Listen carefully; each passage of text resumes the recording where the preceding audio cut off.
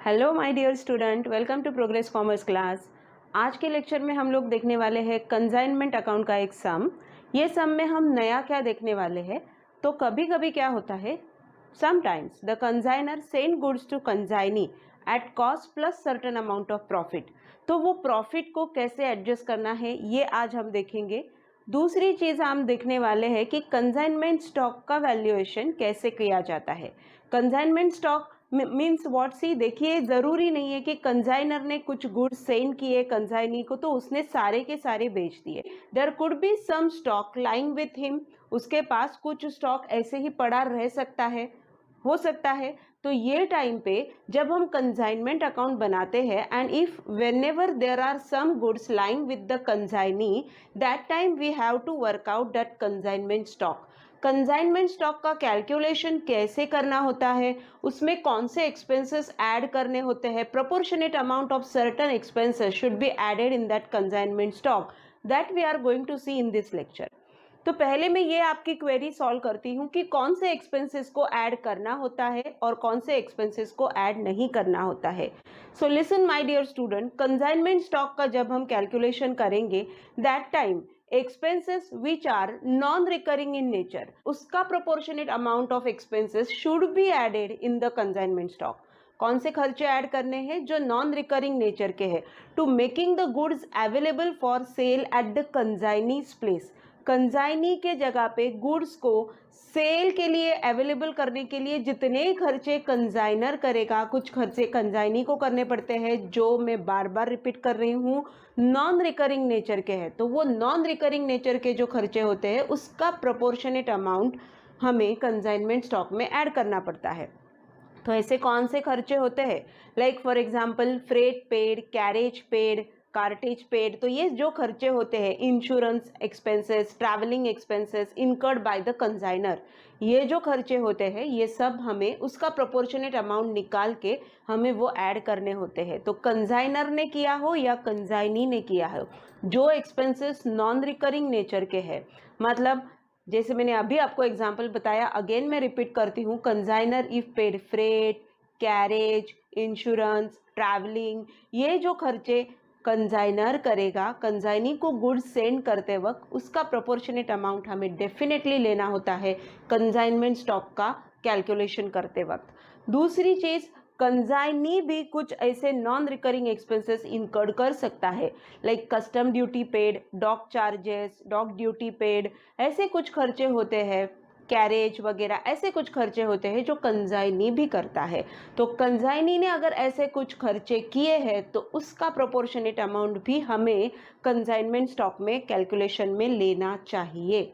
तो कौन से खर्चे नहीं लेंगे, जो रिकरिंग नेचर के हैं और कंसाइनी इनकर्ड करता है, like commission paid to consignee, recurring nature का है, जैसे जैसे गुड्स बेचेगा वैसे उसकी कमीशन की अमाउंट वेरी होती जाएगी, वो फिक्स नहीं रहती है, वो रिकरिंग नेचर की होती है, वो कभी नहीं लेनी है।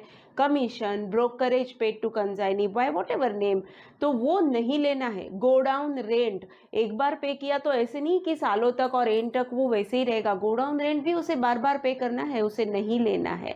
तो जो खर्चे कंसाइनी करता है और जो रिकरिंग नेचर के हैं, जो उसे बार बार करने पड़ेंगे, वो खर्चों का प्रोपोर्शनेट अमाउंट बिल्कुल नहीं लेना होता है कंसाइनमेंट स्टॉक कैलकुलेशन में।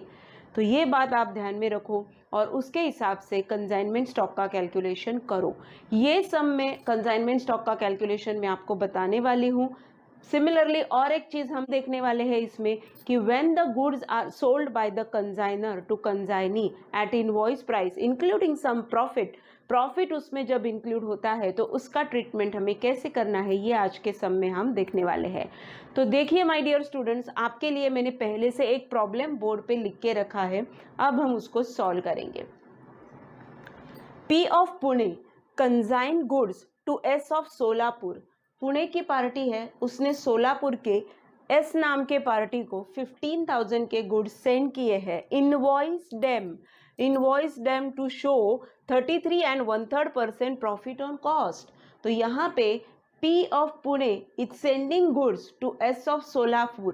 S of Solapur का जो पार्टी है उसे वो गुड्स कंजाइन कर रहा है जिसकी कॉस्ट कितनी है 15,000 और कितने में सेंड कर रहा है उसके ऊपर 33 and 1/3% ऐड करके वो जो इनवॉइस प्राइस बनेगी उससे वो सेंड कर रहा है. Means he is sending the goods on consignment at profit. Understood or not? At profit. वो थोड़ा प्रॉफिट ऐड करके गुड्स सेंड कर रहा है. तो ये केस में वो जो प्रॉफिट होता है उसे बोलते हैं load. Load in the consignment. तो वो लोड हमें सेपरेटली अलग करना पड़ता है. तो वो कैसे करेंगे देखते हैं सम में. आगे के सम में क्या बताया है? P paid. ये जो पी है, P paid 500 for freight and cartridge.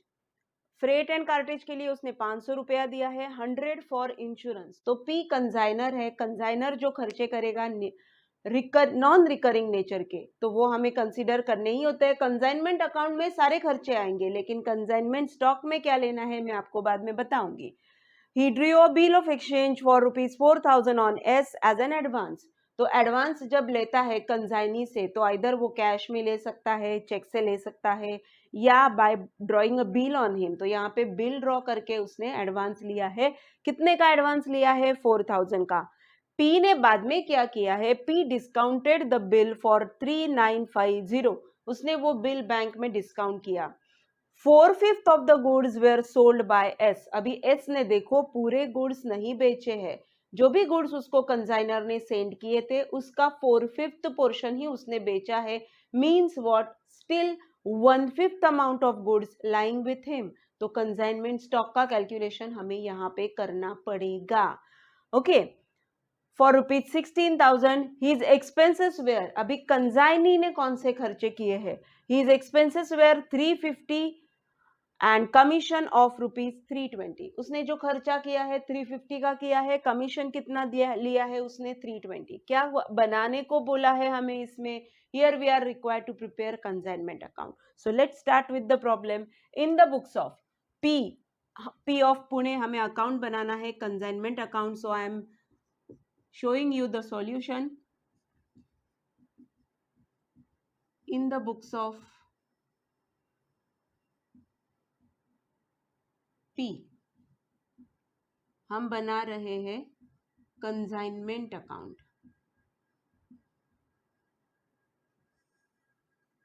जितना वो बोलते हैं एग्जाम में आपको उतना ही अकाउंट शो करने हैं.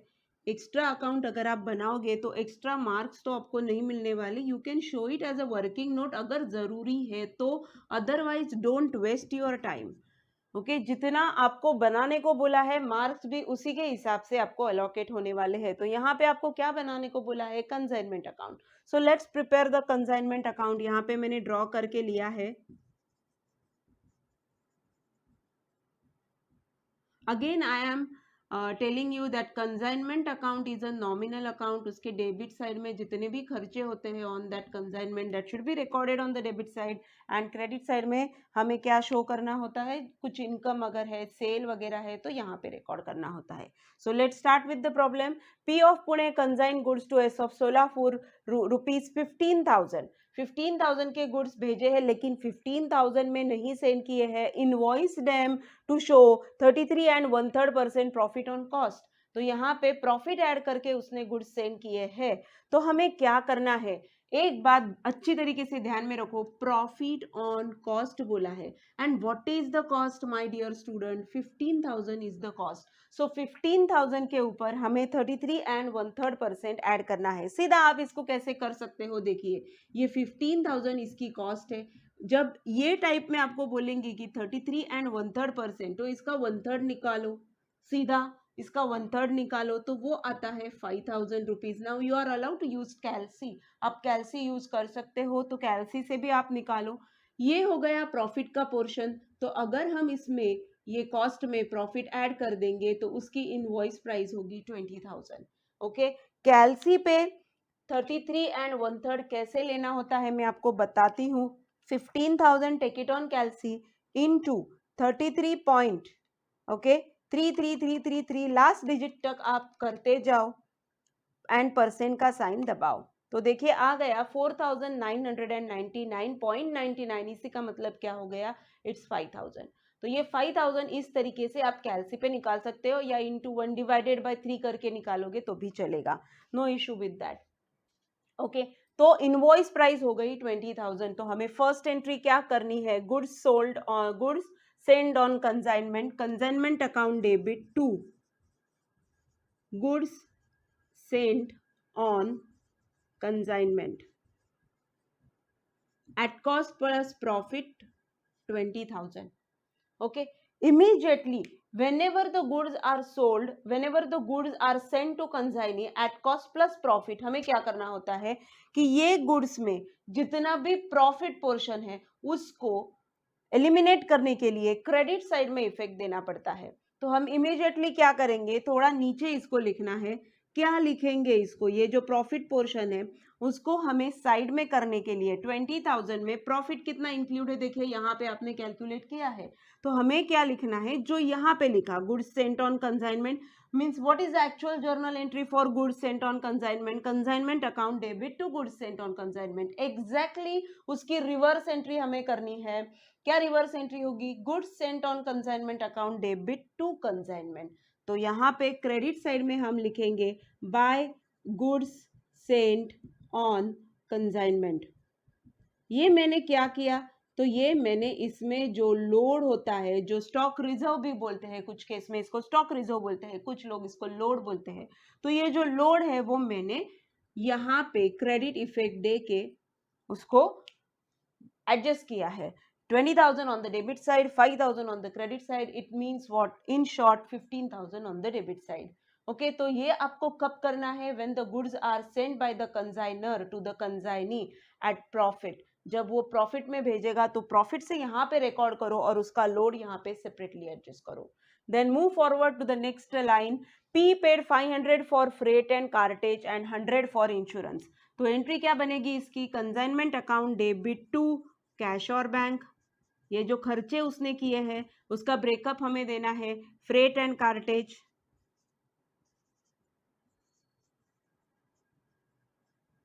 कितना है, फ्रेट एंड कार्टेज 500, देखो मैंने इनर में लिखा, एंड इंश्योरेंस, इंश्योरेंस का कितना उसने पे किया है, he paid 100 for insurance, so in total 600। Okay, thereafter next line, he drew a bill of rupees 4,000 on S as an advance। तो S के ऊपर उसने बिल ड्रॉ किया, S ने एक्सेप्ट किया और उसको रिटर्न दिया। क्या एंट्री बनती है इसकी, bills receivable account debit to S, bills receivable account debit to S, nowhere it will be recorded in the consignment account, क्योंकि देखो मैंने एंट्री बोली, आपको बिल्स आएगा जब वो एक्सेप्ट करेगा, S एक्सेप्ट करेगा और उसको रिटर्न करेगा, तो एंट्री बनेगी bills receivable account debit to S। तो यहाँ पे कंसाइनमेंट अकाउंट में वो रिकॉर्ड होगी ही नहीं, क्योंकि कंसाइनमेंट अकाउंट पिक्चर में आता ही नहीं है। उसके बाद वो जो बिल आया, वो बिल उसने डिस्काउंट किया है बैंक में एट 3950, तो bill discounted in bank, again उसकी एंट्री क्या बनेगी, फिर से bank account debit, discount account debit to bills receivable, so nowhere again in the consignment account that entry will get effect, उसका इफेक्ट फिर भी कंसाइनमेंट अकाउंट में नहीं आएगा, क्योंकि बिल डिस्काउंटेड विद बैंक की एंट्री हम 12th में भी पढ़ चुके हैं, bank account debit, discount account debit to bills receivable, तो यहाँ पे भी कंसाइनमेंट अकाउंट में उसका इफेक्ट नहीं आएगा। ओके, तो ये दो एंट्री तो हो गई जिसका इफेक्ट यहाँ पे नहीं आएगा। Let's see what happens next. Now the 4/5 of the goods were sold by S for rupees 16,000। तो जितने भी उसको गुड्स भेजे थे कंसाइनर ने बेचने के लिए, उसमें से 4/5 गुड्स उसने बेच दिए हैं फॉर रुपीज 16,000। तो हमें क्या करना है, हमेशा ध्यान में रखो, कंसाइनी जितने गुड्स सेल करेगा, जितने में सेल करेगा, वो आपको यहाँ पे रिकॉर्ड करना है। ओके, तो यहाँ पे क्या नाम से वो रिकॉर्ड होगा, बाय एस अकाउंट, कंसाइनी के नाम से रिकॉर्ड होगा, और ब्रैकेट में इसमें लिख दो ये सेल है, जो उसने किया हुआ सेल है। तो S is the name of consignee, so by S account in bracket sale कितने में बेचे हैं उसने गुड्स, 16,000 में। तो इन शॉर्ट ये ध्यान में रखो, जितने में वो गुड्स बेचेगा वो सेल अमाउंट आपको कंसाइनमेंट अकाउंट के क्रेडिट में रिकॉर्ड करनी है। So by S account 16,000 consignment account के क्रेडिट में गया। अब क्या होगा, because the goods which were sold by the consignee are only 4/5, तो still 1/5 goods lies with him no, तो उसके पास अभी भी 1/5 गुड्स बचे हैं। तो हमें यहाँ पे कंसाइनमेंट स्टॉक का कैलकुलेशन करना पड़ेगा। सो यहाँ पे मैं कंसाइनमेंट स्टॉक लिखूंगी by consignment stock. Okay, debit side में कितने गुड्स आए थे उसका रिकॉर्ड था, क्रेडिट साइड में कितने गुड्स गए उसका रिकॉर्ड आया, कितने में गए सेल करके वो रिकॉर्ड आया। यहाँ पे कंसाइनमेंट स्टॉक का कैलकुलेशन बनेगा। तो कंसाइनमेंट स्टॉक का कैलकुलेशन कैसे करेंगे, कितने के गुड्स थे, 20,000 के, उसमें से 4/5 16,000 में उसने बेच दिए, तो 20,000 के 1/5 अभी भी उसके पास रहेंगे। तो 20,000 का 1/5 कितना आता है, देखिए 4,000। 20,000 का 1/5 आता है 4,000। तो ये मैंने इनर में लिखा है क्योंकि इसमें प्रोपोर्शनेट अमाउंट ऑफ एक्सपेंसेस में ऐड करूंगी। मैं यहाँ पे आपको वर्किंग नोट बताती हूँ उसका। आगे देखिए, his expenses were 350 and commission of ₹320। So अगर कंजाइनी कुछ खर्चे करता है तो वो भी कंजाइनमेंट अकाउंट के डेबिट में आने चाहिए। कंजाइनमेंट के ऊपर जितने भी खर्चे कंजाइनर करेगा, कंजाइनी करेगा, दोनों यहाँ पे आएंगे, लेकिन जो खर्चा कंजाइनर ने किया है उसे हम टू कैश बैंक करके रिकॉर्ड करेंगे, और जो खर्चा कंजाइनी करता है उसे हम कंजाइनी के नाम से रिकॉर्ड करेंगे। तो कंजाइनी है टू एस, तो एंट्री क्या बनेगी, consignment account debit to S account, these are what the expenses, ये जो एक्सपेंसेस वो कर रहा है उसका। तो कितने खर्चे उसने किए हैं, यहाँ पे एक्सपेंसेस उसने इनकर्ड किए हैं, सिर्फ एक्सपेंसेस करके बोला है, देखिए 350, और कमीशन उसने पे किया है 320, उसको पे किया है 320। So in total expenses incurred by the consignee are 670। ठीक है, इतने खर्चे कंसाइनी ने किए हैं। हमें अब क्या करना है, एक ही लास्ट स्टेज बची है, कंसाइनमेंट स्टॉक का कैलकुलेशन। तो कैलकुलेशन ऑफ कंसाइनमेंट स्टॉक में यहाँ पे आपको वर्किंग नोट बताती हूँ।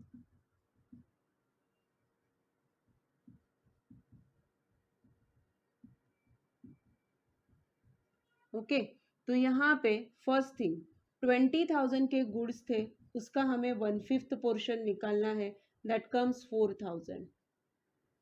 उसमें ऐड करेंगे हम लोग प्रोपोर्शनेट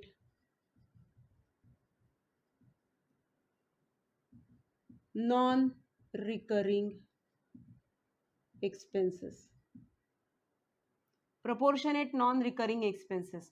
तो यहाँ पे देखिए फ्रेट एंड इंश्योरेंस, ये एक ही खर्चा है जो कंसाइनर ने किया है और वो नॉन रिकरिंग नेचर का है। For making the goods available to the consignee for sale, ये खर्चा हुआ है, एक बार हुआ है, बार बार नहीं होने वाला है ये खर्चा जो कंसाइनर ने किया है।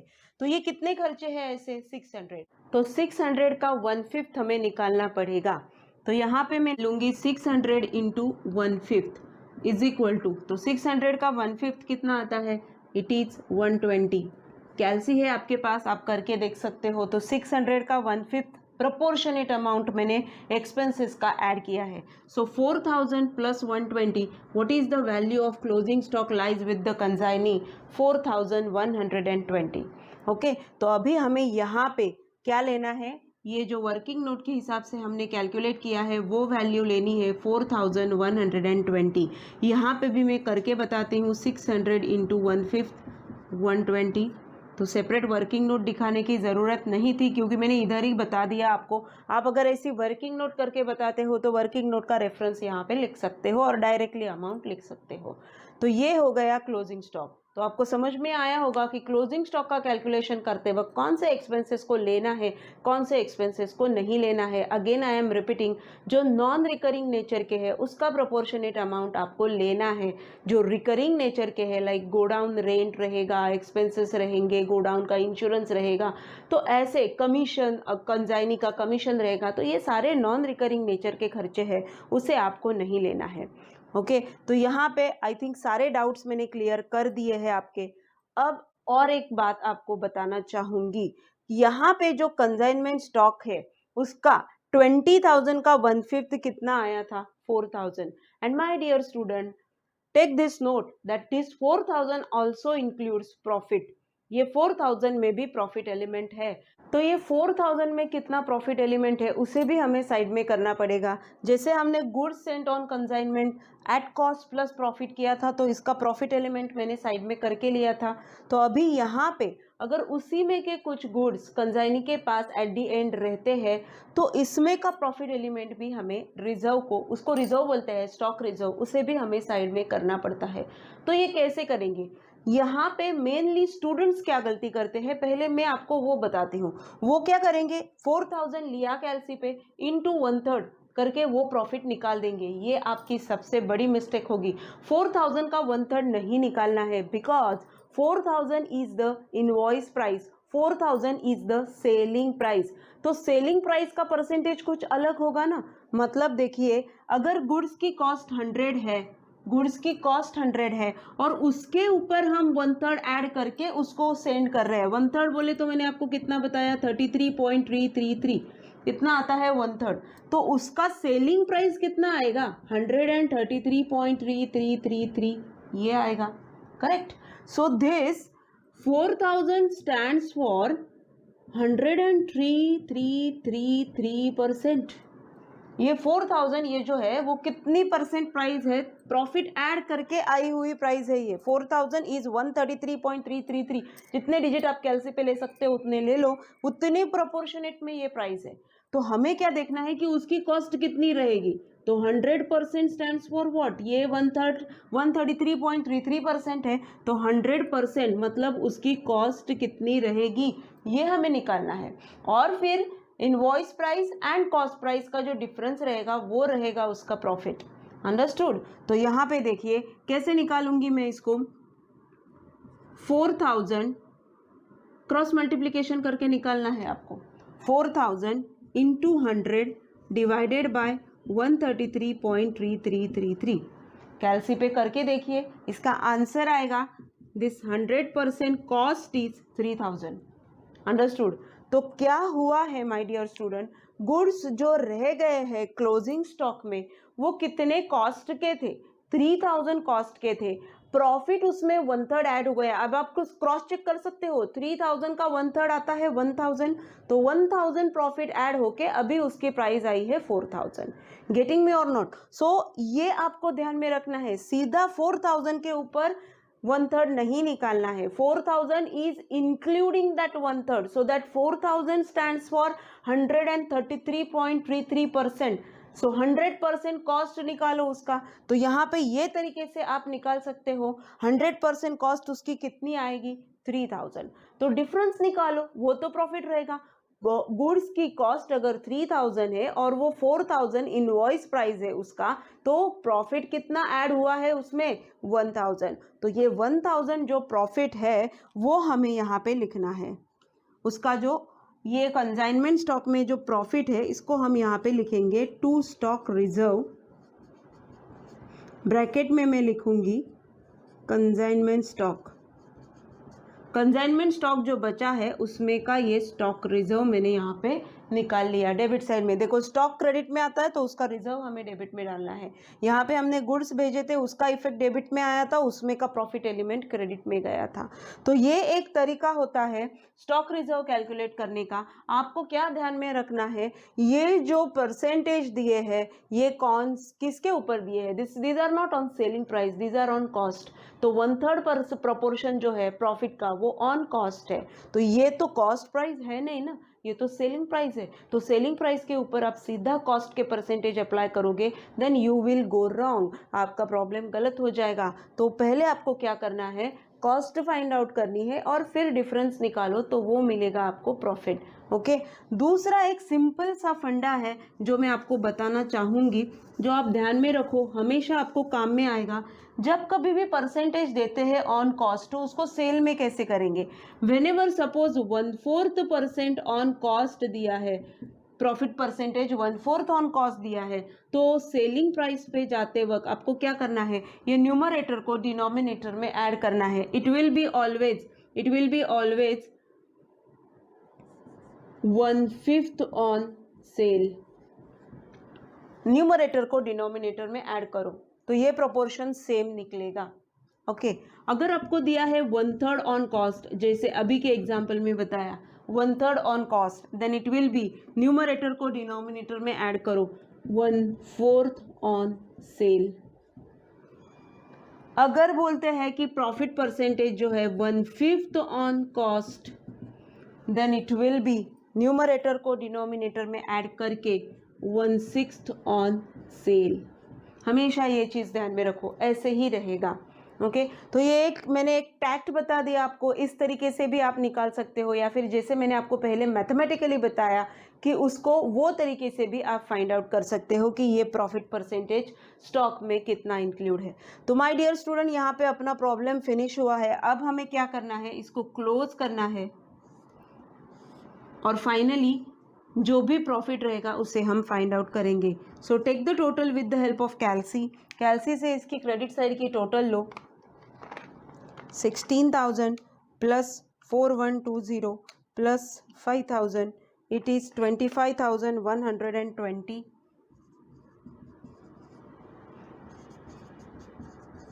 25,120 में से अभी हमें माइनस करना है 20,000 minus 600 minus 670 minus 1,000। Yes, the profit is 2850। तो ये जो प्रॉफिट है वो हमें अभी ट्रांसफ़र करना है प्रॉफिट एंड लॉस अकाउंट 2850। तो यहाँ पे हमारा प्रॉब्लम फिनिश हुआ है। आज के प्रॉब्लम में हम लोग ने देखा कि जब गुड्स सेंड किए जाते हैं कंजाइनर से कंजाइनी को with certain amount of profit, तो वो प्रॉफिट को साइड में कैसे करना है। क्लोजिंग स्टॉक का कैलकुलेशन हमने देखा, कौन से एक्सपेंसेस को लेना है, कौन से एक्सपेंसेस को नहीं लेना है, ये आज के लेक्चर में हमने देखा। प्रोग्रेस कॉमर्स क्लास आपके लिए ऐसी बहुत सारी लेक्चर्स लेके आएगा, तो बने रहिए प्रोग्रेस कॉमर्स क्लास के साथ। आज का लेक्चर अगर आपको अच्छा लगता है तो please like, share and subscribe progress commerce class. Thank you.